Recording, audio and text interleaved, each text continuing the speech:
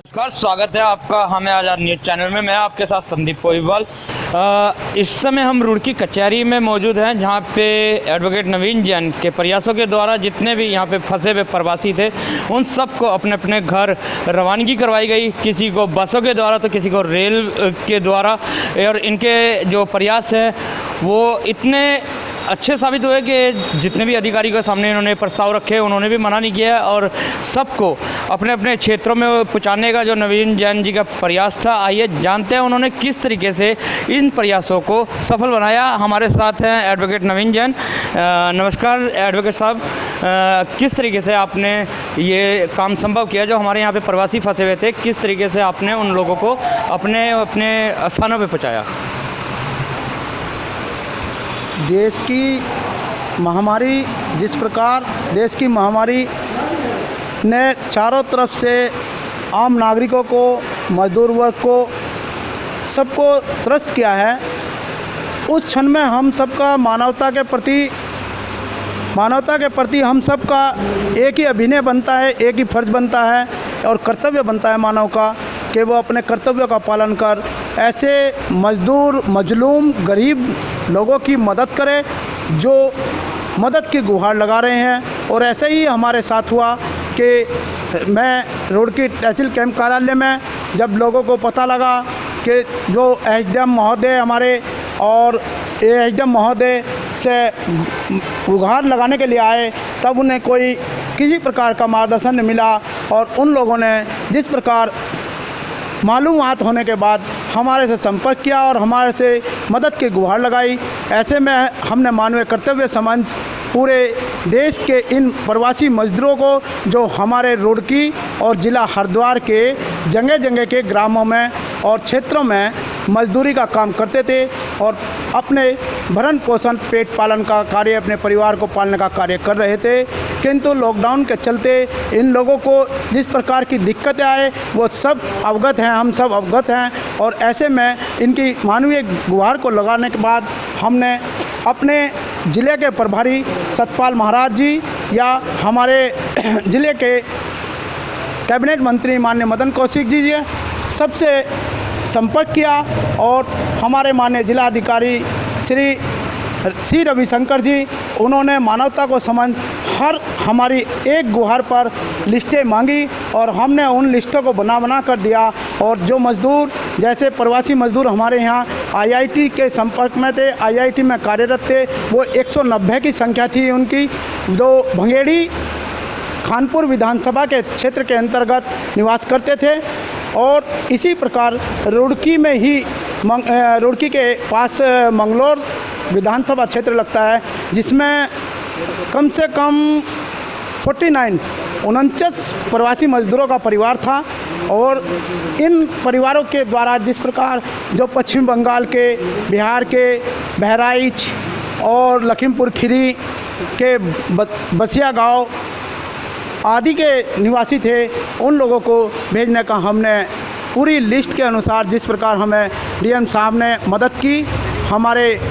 प्रभारी ज़िले के जो है कैबिनेट मंत्री सतपाल महाराज जी, उन्होंने जिस प्रकार से मेरी एक कॉल पर ही मदद करने का पूरा जिम्मा लिया। और एक बार तो ऐसा हुआ कि जिस प्रकार हमने यहाँ से कॉल आई पुलिस को और उन्होंने यहाँ से मंगलौर थाने ने, उनकी भी मैं तारीफ़ करूँगा मंगलौर थाने की, मंगलौर थाना पुलिस अध्यक्ष प्रभारी ने प्रदीप जी, उन्होंने भी जो है अपनी जेबों से भी इन लोगों को खाना खिलाने का काम किया और पूरी मानवता निभाई। और इसके उपरांत तो उन्होंने कॉल किया और कॉल करने के बाद वो लोग रुड़की बस स्टैंड से 4 बसों के अंदर भेजे गए। और उसके उपरांत कुछ शेष मजदूर रह गए थे जो मंगलौर विधानसभा में नई बस्ती और सराय मोहल्ले में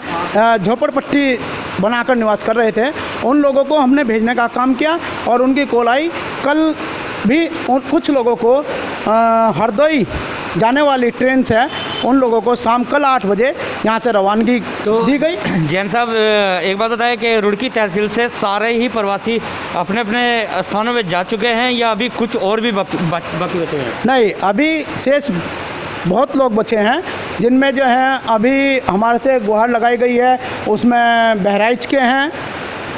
और कुछ लोग जो हैं हमारे उत्तराखंड के, खुद के उत्तराखंड के भी हैं जो चमोली आदि में भी जाने वाले हैं, वो भी हमारे से गुहार लगा रहे हैं। और शायद जिस प्रकार हमारी उत्तराखंड सरकार के मुख्यमंत्री त्रिवेंद्र सिंह रावत जी और कैबिनेट मंत्री सतपाल महाराज जी जो हमारे ज़िले के प्रभारी हैं, और उनके द्वारा जो है डीएम साहब, जिलाधिकारी महोदय हमारे श्री रविशंकर जी, एसडीएम रुड़की, जॉइंट मजिस्ट्रेट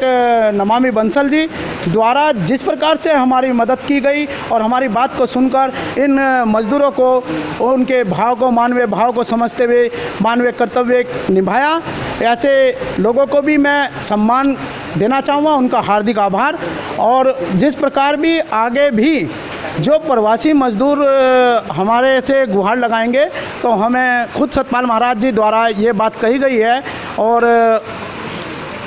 माननीय मदन कौशिक जी कि जो भी अगर इस प्रकार का व्यक्ति होगा तो आपकी संज्ञान में आता है या आपसे मांग के करता है तो हम लोग उनकी मदद करेंगे। जैन साहब, जैसे कि आपने बताया है कि बहुत दूर दूर प्रवासी लोग गए हुए हैं, उनके जो रास्ते में खाने और पीने की व्यवस्था किस प्रकार से करवाई गई है? खाने पीने की व्यवस्था के बारे में मैं आपको बता देता हूं कि कल जब मेरी इन मज़दूरों से, प्रवासी मज़दूरों का फ़ोन आया तो उन लोगों ने मुझे बताया कि हमें प्रचुर मात्रा में खाना मुहैया कराया गया है, और साथ ही साथ यह भी कहा गया है कि आप जहाँ भी आपको अगर कोई खाने की प्रचुर मात्रा ख़त्म होती है तो हम आपको खाना उसी थाने से या उसी रेलवे स्टेशन पर आपको मुहैया कराया जाएगा, आपको खाने की कोई दिक्कत नहीं होगी। और हरदोई जाने वाली जैसे ट्रेन है तो उनको वहाँ छोड़ेगी, उसके बाद भी वहाँ उनको यह कहा गया है यहाँ के प्रभारियों द्वारा, रेलवे स्टेशन के अधिकारियों द्वारा, कि आप लोगों को हरदोई ट्रेन छोड़ेगी, और जो आसपास के ग्राम हैं उन ग्रामों में आप निवास करते हैं, जैसे बरसिया हो गया लखीमपुर खीरी में,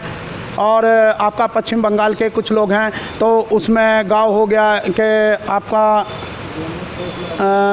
मालदा ज़िला है, कुछ मालदा ज़िले के हैं पश्चिम बंगाल में, तो उन मालदा ज़िलों में भी जाने वाले लोगों को वहाँ से बस की सुविधा मुहैया सरकारी खर्च पर होगी। तो जैन साहब, आपको कैसे पता लगा कि इतने जो प्रवासी हैं वो तहसील रुड़की में फंसे हुए हैं? पता कि नहीं, मैं मानवीय सेवा के लिए और मानवता के लिए शुरू से ही प्रयासशील हूँ और हमेशा प्रयासशील रहूँगा, और मेरा कैंप कार्यालय भी तहसील में ही है, और मेरी अधिवक्ता की जो अपनी प्रैक्टिस है वो भी मेरी तहसील में ही है। और इस कारण से लोगों को सबको मालूम है, आसपास के विधानसभा क्षेत्रों में भी, और सारे जनप्रतिनिधि भी मेरे संपर्क में हैं, सबको यह मालूम है, और जगह जगह उन्होंने भी मदद की है। हमारे रुड़की विधायक प्रदीप बत्रा जी ने भी कई जगह मदद की है। तो इस प्रकार जो है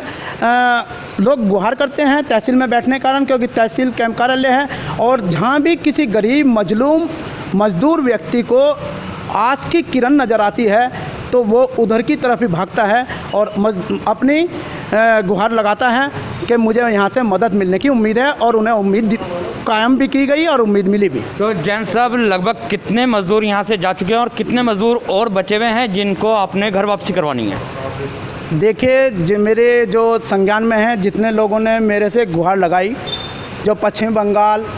और आसपास के, पश्चिम बंगाल के आसपास के क्षेत्र के मालदा ज़िले वगैरह के आदि के मज़दूर थे, प्रवासी मज़दूर जो हमारे यहाँ काम कर रहे थे, उन मज़दूरों की गुहार पर उनकी संख्या 190 थी। उसमें से कम 45 मज़दूर